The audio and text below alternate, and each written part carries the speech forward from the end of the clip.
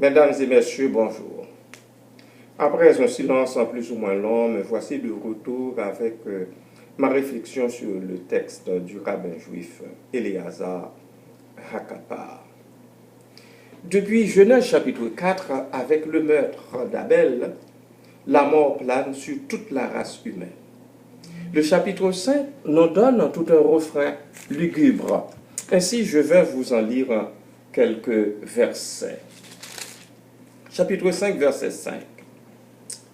Tous les jours qu'Adam vécut furent de 930 ans, puis il mourut.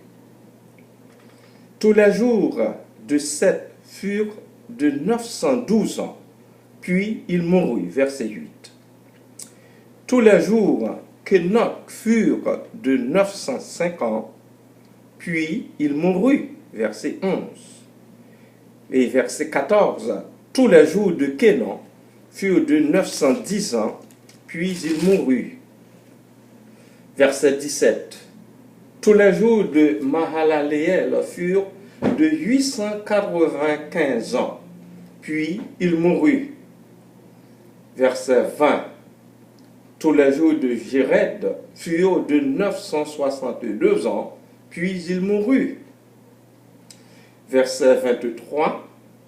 Tous les jours d'Enoch furent de 365 ans. Enoch marcha avec Dieu, puis il ne fut plus, parce que Dieu le reprit. Un verset qui fait exception à la règle. Verset 27. Tous les jours de Métuséla furent de 969 ans, puis il mourut. Tous les jours de Lémec furent de 777 ans, puis il mourut. Voilà le refrain que nous donnent les Saintes Écritures par rapport à ces gens qui ont vécu avant nous, bien longtemps avant nous. Donc, ceux qui naissent vont à la mort, effectivement, mais aussi ceux qui meurent seront ressuscités, nous dit l'Écriture, nous dit aussi le rabbin Éléazar. La doctrine de la résurrection revêt plutôt un caractère néo-testamentaire. Du temps de Jésus, les Sadducéens disaient qu'il n'y a point de résurrection, selon Luc chapitre 20, verset 27. Certes, la résurrection d'entre les morts a déjà eu lieu.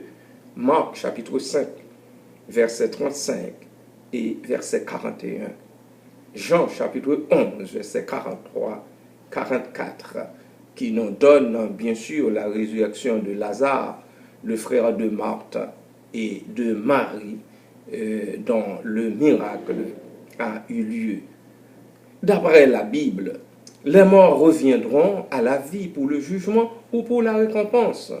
Et nous avons une référence très pointue là-dessus, de la plume de l'apôtre Paul, selon 2 Corinthiens chapitre 5, verset 10. Alors, ceux qui meurent ressusciteront certainement. Les parents des défunts devraient se consoler par ces paroles.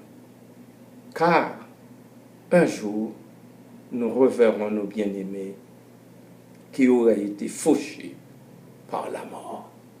Ainsi, bien-aimés dans le Seigneur et amis à l'écoute, nous pouvons nous consoler en attendant la résurrection d'entre les morts, ceux de nos proches que la mort a emportés à travers le temps. Soyez bénis. Je vous reviendrai très prochainement avec le jugement tombera. Car le jugement tombera certainement. Que Dieu vous bénisse.